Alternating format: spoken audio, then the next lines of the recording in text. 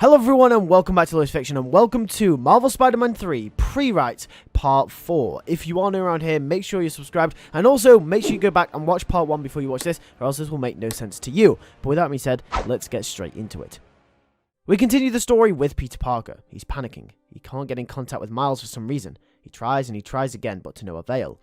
He says he's going to go looking for him. This is the part in the story in which we switch main perspectives. Most of the game to this point has been from Miles' perspective. However, now we'll be back in Peter's point of view. The disappearance of Miles springs him back into action, knowing that he could be in big trouble. First, he will visit Rio at their apartment. Rio says that she hasn't seen Miles in a while, and Peter says that he hasn't either. Rio says that it was his job to keep an eye on him, as she starts to become panicked. Her son is missing. Peter says he's sorry. He thought that Miles would be able to handle himself. Rio tells Peter that the city isn't the same as it used to be. It's not tame anymore. This place is a death trap, and Miles wasn't ready for it. Rio gets upset with Peter, blaming him for Miles' struggles. Peter really starts to feel the weight of his consequences, knowing he's neglected his responsibility as Spider-Man. A large portion of this section will be him contemplating everything, narrating to himself his feelings and how everything seems to be going wrong, and that no matter what he does, he can never seem to have his own way. Even his wife-to-be is pregnant with his child, but he can't even focus on that. A few days will go by, and during this time, we will play as Peter doing side missions that will have leads to direct us to where Miles could have gotten to. Also, during this time, Peter will learn about the goblin monsters, and we will even fight some of them as Peter himself. Peter will realize that Miles was just asking for his help because something is really off, something big is coming, and Peter just didn't see it. The regret will fuel Peter through this portion of the story. However, something strange will be happening. You see, reports will start coming out that Spider-Man has started killing people. This will baffle Peter at first, but he thinks nothing of it. He's had to deal with years of abuse from J. Jonah Jameson, so it's nothing new to him. But crowds of people would start questioning Spider-Man's name and integrity. Peter knew it wasn't him. Heck, he's barely even been Spider-Man at all recently. But Miles, he's missing, so it can't be him, unless someone is trying to frame him. And all this is somehow connected in some way. Whatever it is, something weird is going on. He will use the goblin monsters as a lead and will track them back to Oscorp in his search for Miles, hoping that it'll eventually lead him somewhere and all of this will make sense. We will then cut to Cindy Moon. Cindy will be taking care of her father as she assesses her powers. She has a moment of realization that even though her actions got her mother killed, her actions just then maybe saved her father from death, or worse. She is the reason he is still alive. Albert will be unconscious as he lay there in their apartment. Bills are getting worse, but she wants to uncover why this happened. She does some digging and then realizes that it links back to Oscorp, just the same way Peter did a moment ago. It turns out that the advert Norman Osborn put out for human trials was accepted by Albert. A big sum of money was returned his way. However, the effects on him were what Cindy and Miles fought early in the story. Cindy realizes that all of this was Norman Osborn's doing. We will then cut to Norman Osborn as he's looking over a declining Harry. Otto still hasn't gotten that cure to him yet, and he's getting frustrated even more. This is when he's called into an emergency meeting. We cut to the meeting, and it's Norman sat with the board of directors and some of Oscorp's investors.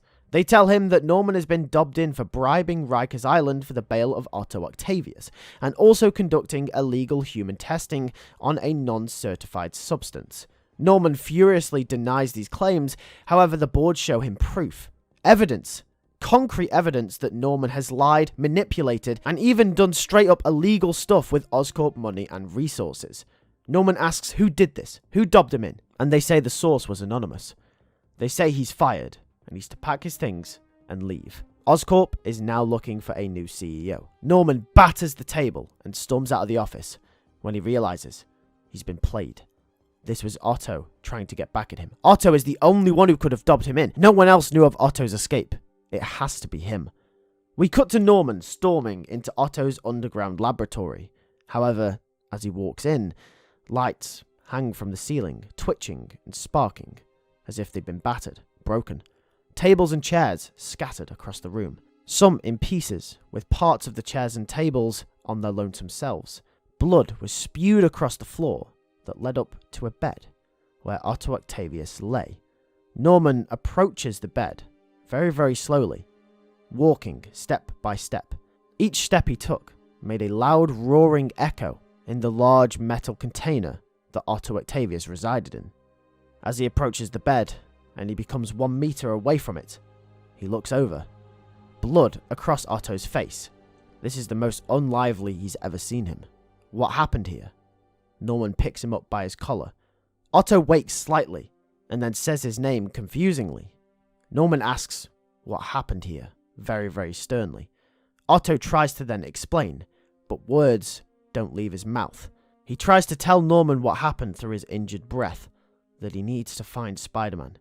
He keeps saying Spider-Man's name over and over again. Norman is confused at first.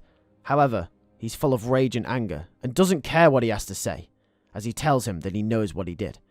Otto, confused, asks, "What does that mean?" And Norman says he knows and to not play games, as he smacks him round the face. Otto coughs up blood as he leans to the side of the bed and spits to the ground.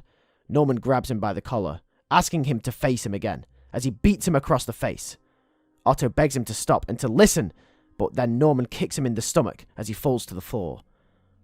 Otto tells him to listen, please listen, he needs to hear this. But Norman doesn't. Norman's life is gone because of this man. He's convinced Otto Octavius was the one that did this to him, and because of that, his company gone, his life gone, and his son will probably die. So Norman will seek the justice he deserved, and will beat Otto until his very last breath. Otto may have ruined Norman's life, but Norman Osborn has had the last laugh, as we reach the end of Part 4.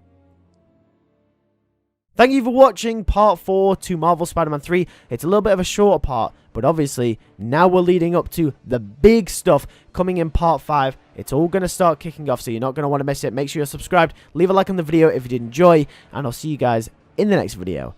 Take care, and peace.